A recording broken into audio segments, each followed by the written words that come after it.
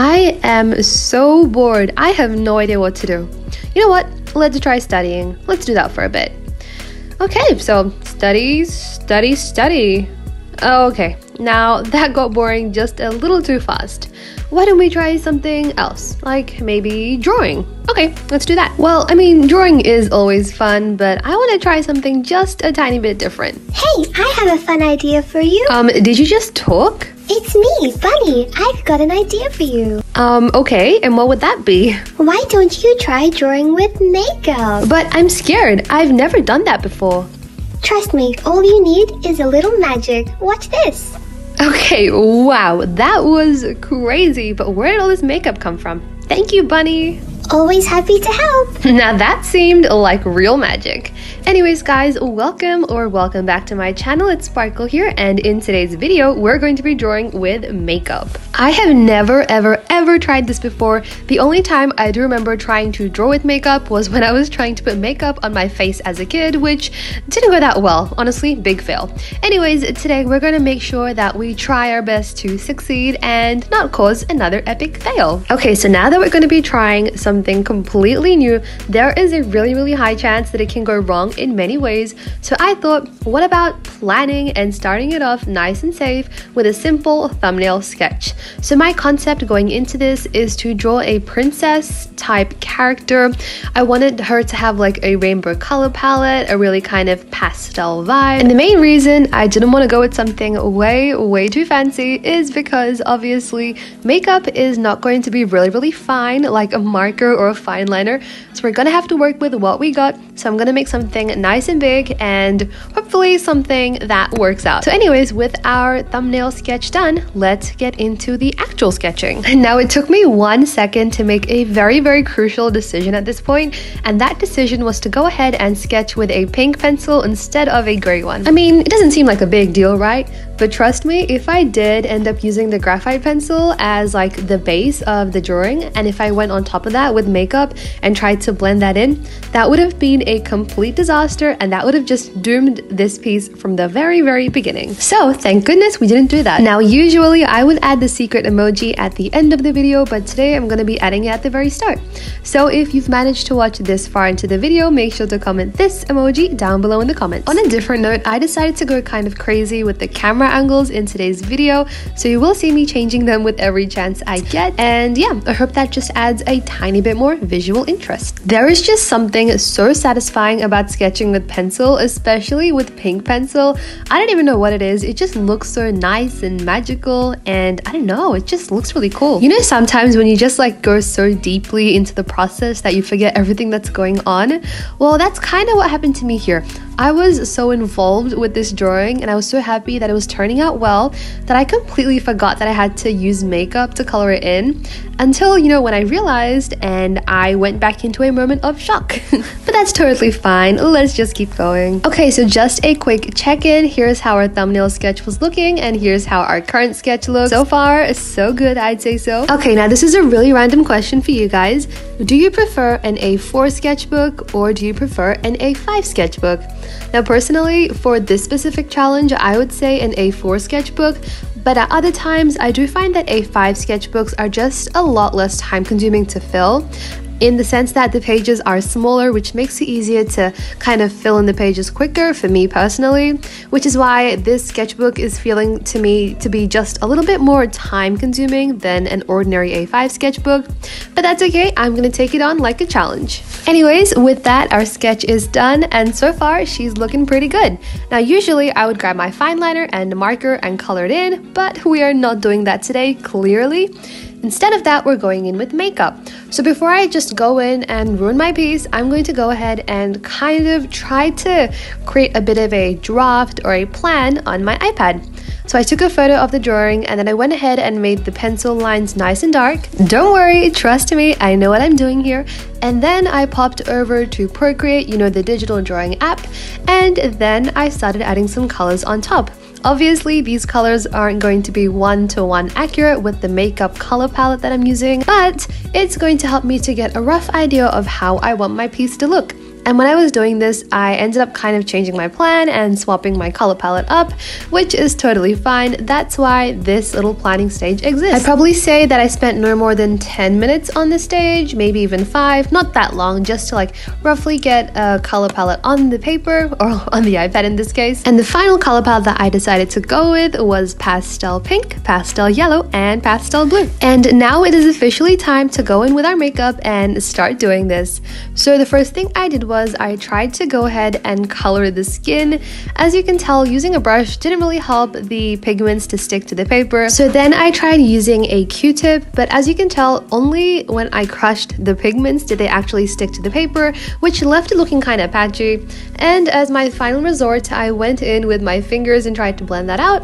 At first, it looks kind of questionable, a little bit messy at the same time, but eventually it did start coming together. Now, another smart option would have been to kind of crush the pigments or just get the pigments on a palette and add some water and even use it like watercolors if that works, but for me, I wanted to go with a bit of a dry airbrushed kind of effect, so I didn't end up doing that.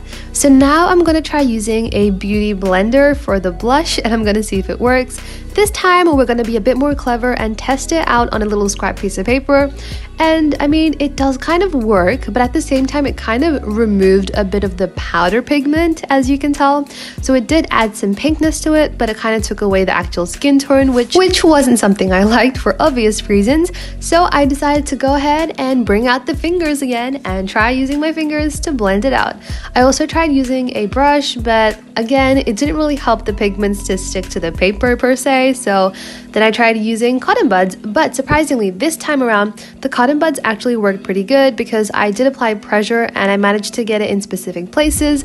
So I pretty much used the blush to do the majority of blending on the skin, and I'm especially surprised with how well the nose turned out because I thought that would be the biggest problem, but surprisingly it worked out pretty easy. So like I was saying, I used it for the eyeshadow, shading the nose, coloring the lips, and pretty much adding all the different types of shadows on her skin, and it ended up looking really nice and really smooth, almost as if I did it digitally with like an airbrush tool. Now I was kind of considering potentially using wet mediums like concealer and everything or foundation, but I wasn't really sure if that would work out or if that would end up ruining the piece, so I decided to stick to mainly dry mediums. And now here comes another dry medium, a really old eyeshadow palette. So I decided to go ahead and grab this yellow color and kind of use it to mimic the look of blonde hair. So what happened was this little kind of thingy that I'm using, the brush kind of thingy, already had some like red pigment on it, which kind of mixed with the yellow pigment that I picked up. But I will say I wasn't actually complaining about it at first because it did kind of create a really cool effect. It looked like brown hair and specifically like hair streaks, which made it look kind of realistic.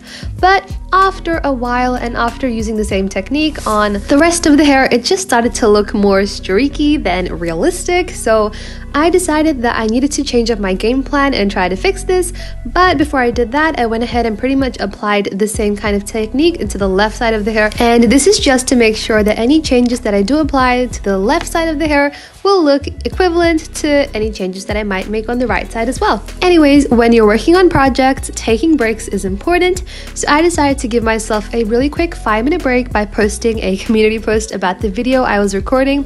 Also, I'm so sorry, the video was meant to come out last week, but I got really busy. I was thinking about posting it on a weekday, but then I thought maybe it might be more fun to post it on the next weekend because that way I'd have more time to edit the video and record a voiceover and get my best quality content out to you guys. Anyways, at this point in our drawing process, I decided to kind of try my best to get rid of the streakiness in the hair by using a beauty blender. I will say that it did work, however, it did also remove most of the pigment. So to get some more pigment back on there, I used another eyeshadow palette to kind of just add a bit of depth here and there. This eyeshadow palette is really good because it consists of mainly brown tones, which was perfect for the hair.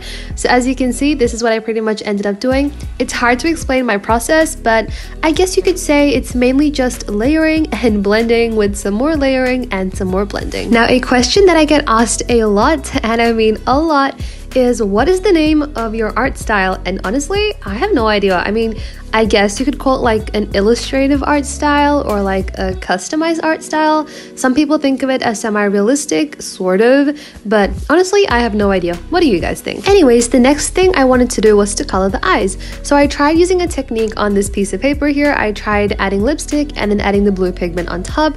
The only problem was the pigment now looks a bit more grayish purplish than blue, so I decided not to use that. Instead, I just took the blue eyeshadow and just went straight onto the paper, which to my surprise didn't turn out looking that bad. And guess what? I was even able to add shading. Like, that's crazy. I would never expect that brush to help me get such fine details. And now it's time to keep going with our blue eyeshadow just to kind of color in the background. Unfortunately, something I didn't realize was that I already had some brown pigment on my finger, and then with the blue pigment that made it look a bit grayish, but with some layering we managed to get like a pretty blue color. And then I decided to go ahead and use a lipstick for adding streaks in the hair. Okay, but don't worry, this lipstick is really old and probably would not be recommended to use on the lips at this point. So don't worry, it's not being wasted, it's just being repurposed. Now, as you can tell, the lipstick did end up leaving quite a bit of white space in between the places I used it. So I decided to grab a lip crayon just to fill in those spaces and make it look a bit more full. Then I grabbed a pen and tried kind of etching on the paper to see if I could get the lines to be more defined. And then I remembered that with this pen, the pink ink is already out, so I decided to use the nib of the pink color to kind of help me to etch even more clearly. Honestly, this entire drawing was mainly experimentation, so let's just go with the flow. Okay, this is really random. I love baking, but I haven't tried this before. But I have seen a couple of YouTubers who do cake decorating do it in their videos, where they pretty much have like a pre-frosted or pre-iced cake, and they go ahead and grab some like gold metallic edible powder and dust it on top, which looks really cool. I think it's called luster dust, but I'm not sure.